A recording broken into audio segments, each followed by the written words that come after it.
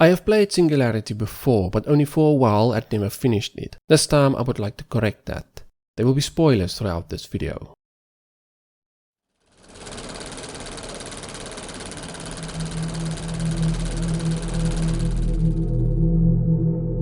In the 1940s, a Russian expedition to the small island of Katorga 12 led to the discovery of a new element called E99. Stalin ordered that research into E99 immediately begin. This led to various technological advancements that made the use of this new material.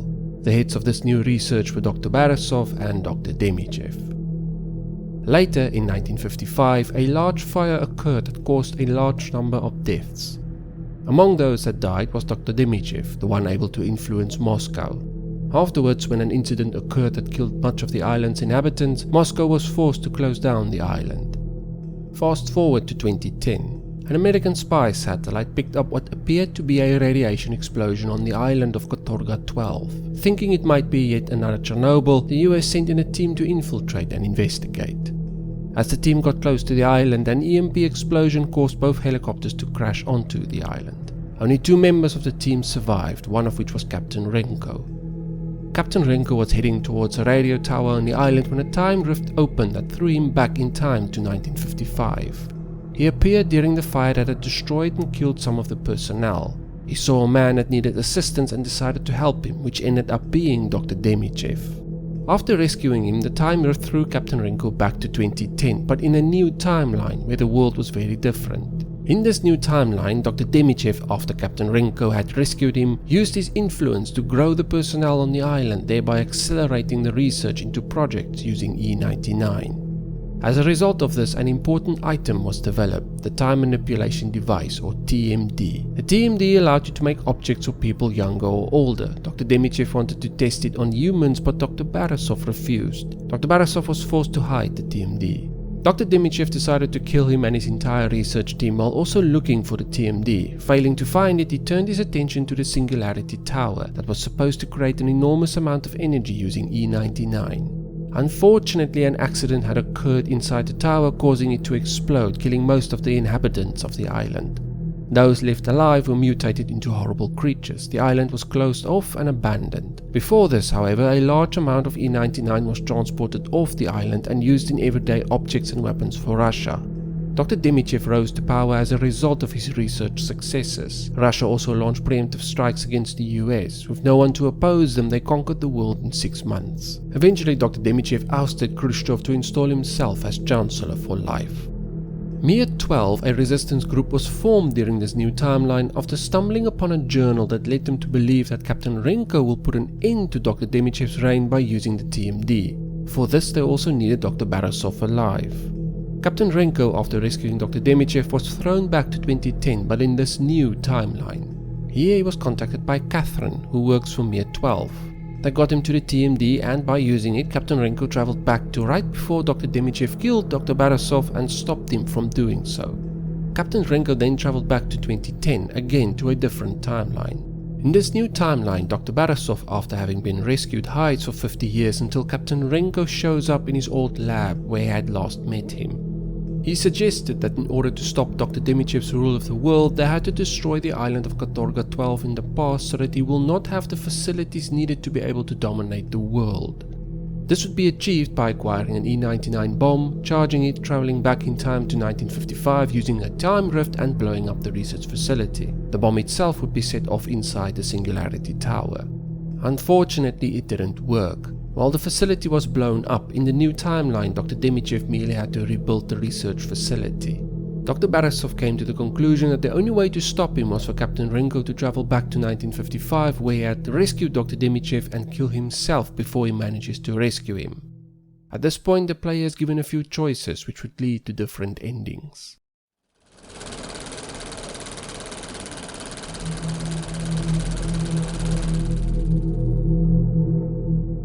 Your character jumping back and forth in time in order to fix a mistake he made unknowingly is neat. Throw in all the time rifts opening and the environments changing as a result of your time travels, and it makes the whole story exciting. Due to the story involving time travel and the game story freely making use of it, there's obviously going to be some problems, or at least I think there are problems.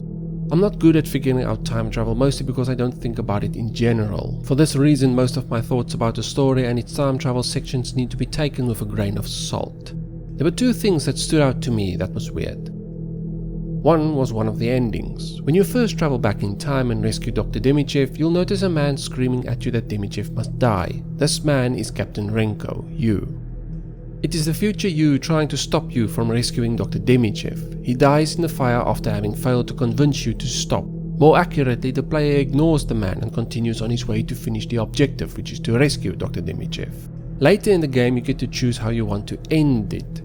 One of the choices presented to you is for you to travel back in time to where you were rescuing Dr. Demichev and stop yourself from rescuing him by shooting yourself. When you take this option, your character travels back in time to the fire accident.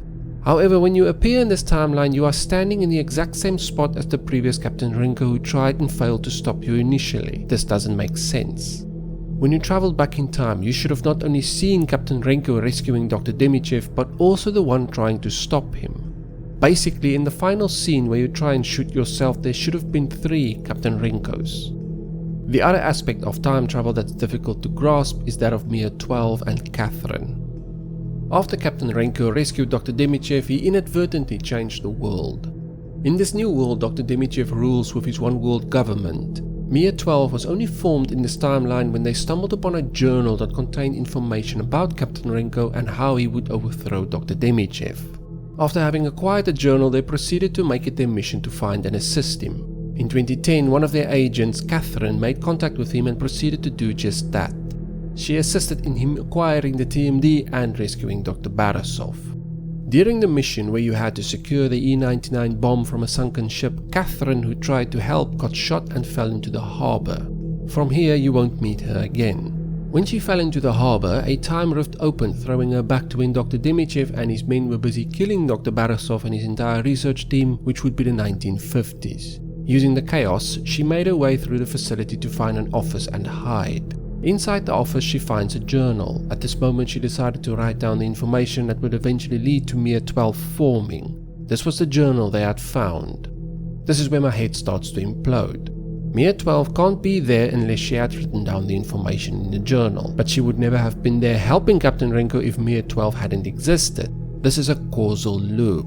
Regardless of my problems with some of it, I still enjoyed the story. Traveling through time in an attempt to overthrow a man you saved is fun.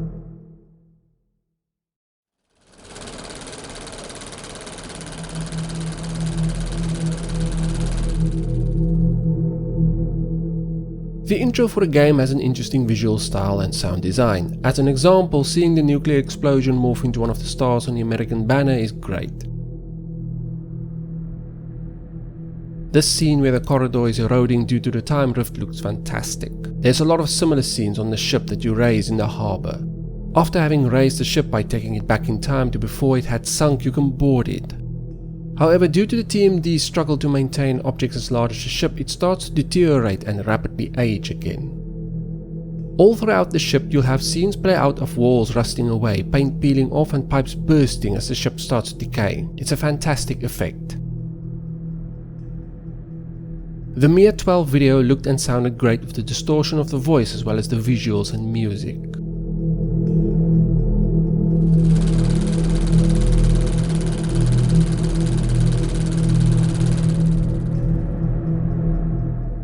The early scenes gave me a surprising look and feel of the Industrial Revolution mixed with horror. My favorite section are those exposed frames on the ceiling. The decaying buildings and the night sky are a fantastic combination. These flying creatures circling the tree are enjoyable to look at as well. Later you come across some great environments that leans heavily into the post-apocalyptic visuals. The decaying buildings, corrugated steel sheets, rust, abandoned structures all combine into an amazing post-apocalyptic environment. It's surprising just how much of the later areas remind me of Fallout. These types of settings are great for exploration due to their history and mystery. Also of note are some of the decayed interiors. When I play first-person games, I tend to be guided by curiosity and thus end up exploring a lot of details in levels. I don't always notice all the details, but the ones I see I appreciate. This exploration led by curiosity immerses me into the world and its environments. Another great level was the cooker. This reminds me of Portal 2's levels, probably due to the big sphere in the center as well as the decaying structures surrounding it. The sounds in this area are fantastic at giving it a creepy atmosphere. Later, when you've charged the E99 bomb, you'll have another scene with those same flying creatures circling above where the cooker used to be. Finally, the areas near the end of the game surrounding the Singularity Tower. Seeing the beam of light stretching into the swirling clouds is fantastic. The particles and various objects being pulled into it adds to the overall impressiveness of these environments. Later you'll end up inside the structure where the previous Industrial Revolution look and feel comes back again, probably due to the stoneworks and exposed frames. The trees curling into the buildings and the decayed environments are amazing. These final scenes in particular are great. As you move through these areas of the game, you'll be constantly bombarded by this spectacle.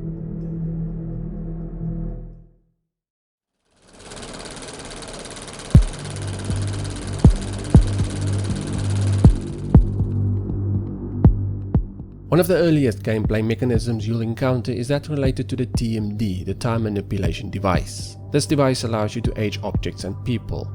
Thus, a crate that's old and decayed will be nothing more than a collapsed pile of metal. Using the TMD, you can make it younger, essentially pulling it back in time. By taking it back in time, you not only restore the crate but also its contents. In some cases, you merely wish to restore the crate to its original younger self in order to use it to traverse levels. And this way, you can also use it to lift doors. In the same way, stairs and platforms can be aged as well, restoring or decaying them. There's also the upgrading of skills and weapons. Throughout the level you'll collect E99 and weapon kits, both of which can be used for upgrades. You use E99 to upgrade your various skills while using the weapon kits to upgrade your weapons. Then there's the occasional time rift that you can use a TMD on to travel back in time. While these are scripted and static, it's enjoyable to see what the old areas look like in the past. It's unfortunate they didn't do this more often. Finally, the movement. The movement is fine overall, but it does have the occasional issue of you getting stuck on the environment. This is probably due to the collision detection of the character itself. It's almost as if the collision area for the character was too large.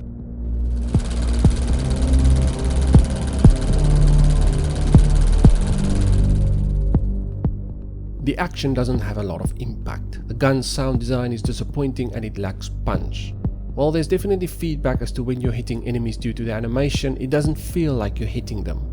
Enemy AI is great overall. The soldiers will use cover and throw grenades while the monsters will rush you. In some cases they'll use a phase ability, which means you're unable to hit them with your weapons until they either phase back or you force them back with your TMD.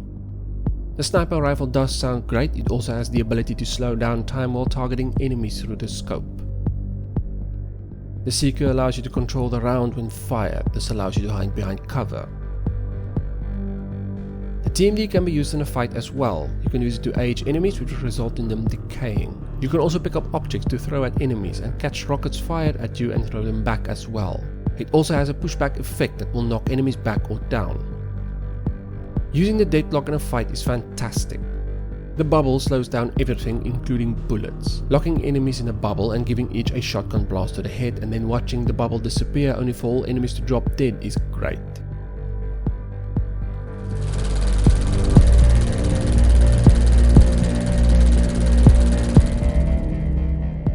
Overall, I like Singularity. The story was great and the environments were fantastic to look at. While the gameplay was interesting due to the aging mechanic, I do feel it wasn't used often enough. The time rifts were fantastic, but I wish there were more of it. Finally, the action, while feeling a bit lacking, does make use of some interesting mechanics and weapons. I would recommend Singularity. And with all that said, I'll see you next time. Thanks for watching.